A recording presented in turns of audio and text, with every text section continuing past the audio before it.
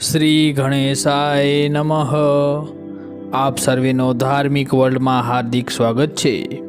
વિક્રમ સંવંત પ્રમાણે ગુજરાતી પંચાંગના દ્વિતીય માસ માગસર માસની સુદ 11ને મોક્ષદા એકાદશી કહેવાય છે, જેનો મહિમા ભગવાન શ્રી કૃષ્ણએ ધર્મરાજ યુધિષ્ઠિરને કહ્યો છે તેવો ઉલ્લેખ મળે છે।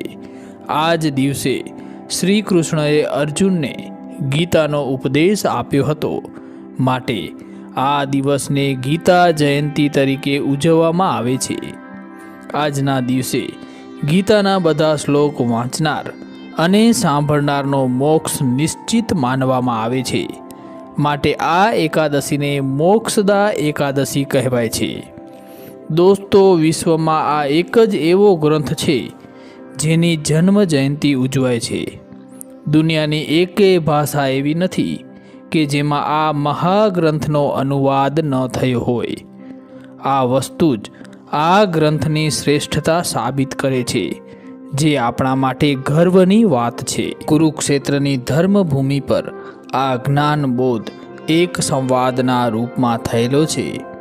બોલવું એ અતિ સહેલું છે, જ્યારે વાતચીત કરવી થોડીક અઘરી છે, પરંતુ સંવાદ કરવો એ તો અતિ અઘરો છે। અહીં અર્જુન અને તેમના સારથી શ્રી કૃષ્ણ વચ્ચે થયેલો દુર્લભ અને દિવ્ય સંવાદ છે। આ સંવાદમાં જ્ઞાન, કર્મ, શ્રદ્ધા, સંયમ અને દેશકાળને લગતી તમામે તમામ સમસ્યાઓને ઉકેલવાની ગુરુ ચાવી છે। આ ઉપરાંત ભગવદ્ ગીતામાં પ્રકૃતિ, કાળ અને કર્મની પણ ચર્ચા છે। ઈશ્વર શું છે, જીવો કોણ છે, પ્રકૃતિ શું છે, દ્રશ્ય સૃષ્ટિ શું છે, કાળ તેને કેવી રીતે નિયંત્રિત કરે છે, જીવના કર્મો શું છે, કર્મના બંધનમાં જીવ કેવી રીતે બંધાય છે અને કઈ રીતે બહાર નીકળી શકે છે, તેનું સંપૂર્ણ જ્ઞાન શ્રી કૃષ્ણએ ભગવદ્ ગીતામાં અર્જુનના માધ્યમથી આપણને આપે છે। મિત્રો, માગસર સુદ 11ને મોક્ષદા એકાદશીના નામથી ઓળખવામાં આવે છે। આ એકાદશી સર્વ પાપને હરનારી તથા ઉત્તમ છે। આ દિવસે ભગવાન વિષ્ણુની ચંદન તથા પીળા પુષ્પથી પૂજા કરવી જોઈએ। આ 11ની કથા સાંભળવાથી વાજપેયી યજ્ઞ કર્યાનું ફળ પ્રાપ્ત થાય છે। માતા પિતા કે બાંધવ જો કોઈ કર્મના કારણે નરકમાં પડ્યા હોય તો આ એકાદશીના પ્રભાવથી તે સ્વર્ગમાં જાય છે। એકાદશીનું વ્રત કરનારે દસમના દિવસે બપોર પછીથી જ તામસિક ભોજન ન લેવું જોઈએ અને શક્ય હોય તો ન જમવું અથવા તો ફળાહાર કરવો કે દૂધ લેવું। એકાદશીના દિવસે સવારે વહેલા ઉઠી નિત્ય કર્મોથી પરવારી દેવ સેવા અને વિષ્ણુ સેવા કરી લેવું। ધૂપ દીપ સહિત એક વિષ્ણુ સહસ્ત્રનો પાઠ કરવો, તે પછી તાંબાનો એક લોટો લેવો, તેમાં જળ તથા ચોખા અને ચંદન પધરાવી તે જળ સહિતનો લોટો લઈ નજીકના પીપળે જઈ 3, 5 કે 7 પ્રદક્ષિણા સહિત તે જળ પીપળે ચડાવવું। શક્ય હોય તો ત્યાં એક વિષ્ણુ સહસ્ત્રનો પાઠ કરવો, તે પછી ઘેર આવવું। બપોરે કાંઈ ખાવું નહીં। ભૂખ લાગે તો દૂધ અથવા ફળાહાર લઈ શકાય, પણ તે પેટ ભરીને ન લેવું। આખો દિવસ ઓમ નમો ભગવતે વાસુદેવાયના જાપ જપવા, રાત્રે જાગરણ કરવું। બીજા દિવસે બ્રાહ્મણને જમાડી અથવા તો સીધું આપીને પારણ કરવું। બને તેટલું પવિત્ર જીવન જીવવું અને બ્રહ્મચર્ય અવશ્ય પાળવું। કહેવાય છે કે એકાદશીએ 5 પ્રકારના ધાન્ય લેવાથી ગૌ હત્યા જેવું ગંભીર પાપ લાગે છે।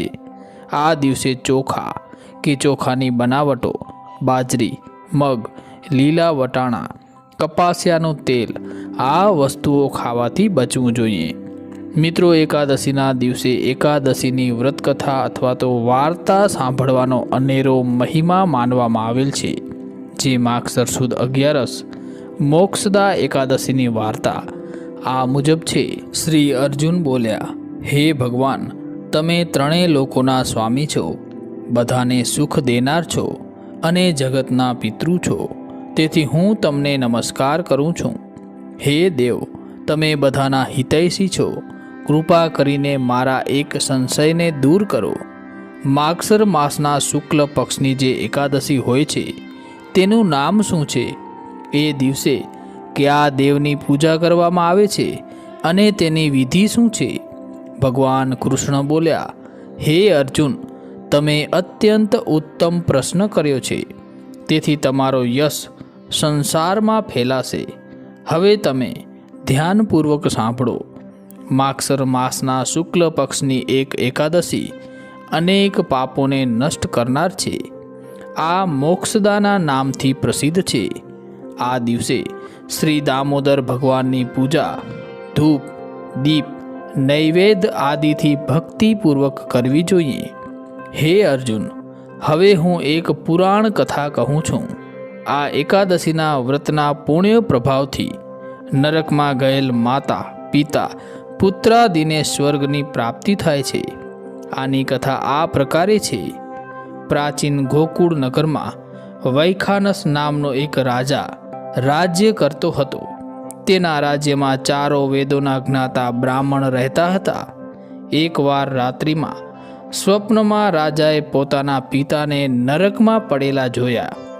તેને સ્વપ્નમાં આ જોઈને ખૂબ આશ્ચર્ય થયું અને પ્રાતઃકાળ થતાં જ બ્રાહ્મણોના સામે પોતાના સ્વપ્નની બધી કથા તેણે કહી.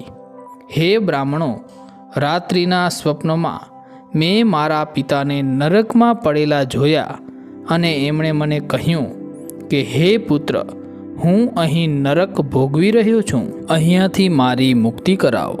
જ્યારથી મેં એમના આ વચન સાંભળ્યા છે ત્યારથી મને ચેન નથી. મને હવે રાજ, સુખ, ઐશ્વર્ય, હાથી, ઘોડા, ધન, સ્ત્રી, પુત્ર આદિ કશું પણ સુખદાયક પ્રતીત થતા નથી. હવે હું શું કરું? ક્યાં જાઉં? આ દુઃખના કારણે મારું શરીર તપી રહ્યું છે. તમે લોકો મને કોઈ પ્રકારનું તપ, દાન, વ્રત આદિ બતાવો, જેનાથી મારા પિતાને નરકમાંથી મુક્તિ પ્રાપ્ત થાય. રાજાના આવા વચનો સાંભળી અને બ્રાહ્મણ બોલ્યા, હે રાજન, અહીં નજીક જ વર્તમાન, ભૂત, ભવિષ્યના જ્ઞાતા એક પર્વત નામના મુનિ છે. તમે આ બધી વાતો એમને જઈને પૂછી લો. તેઓ તમને આની વિધિ બતાવશે. રાજા આવા વચન સાંભળીને મુનિના આશ્રમમાં ગયા. એ આશ્રમમાં અનેક શાંતચિત્ત યોગી અને મુનિ તપસ્યા કરતા હતા.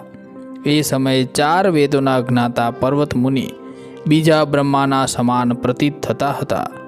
રાજાએ જઈને એમને સાષ્ટાંગ પ્રણામ કર્યા. પર્વત મુનિએ એમને ક્ષેમ કુશળ પૂછ્યા. ત્યારે રાજા બોલ્યા, હે દેવર્ષિ, તમારી કૃપાથી મારા રાજ્યમાં બધું જ કુશળ છે, પરંતુ અકસ્માત એક વિઘ્ન આવી ગયું છે, જેથી મને અશાંતિ થઈ રહી છે. હવે તમે કૃપા કરીને મારા આ સંશયને દૂર કરો. આ સાંભળીને પર્વત મુનિએ એક ક્ષણ માટે નેત્ર બંધ કરી લીધા અને ભૂત ભવિષ્યનો વિચારવા લાગ્યા. પછી બોલ્યા, હે રાજન, મેં યોગ બળ દ્વારા તમારા પિતાના સમસ્ત કુકર્મનું જ્ઞાન પ્રાપ્ત કરી લીધું છે. એમણે પૂર્વજન્મમાં કામાતુર થઈને શોક્યના કહેવાથી પોતાની બીજી રાણીને ઋતુદાન માંગવા છતાં પણ ન દીધું. એ પાપ કર્મના ફળથી તમારા પિતા નરકમાં ગયા છે.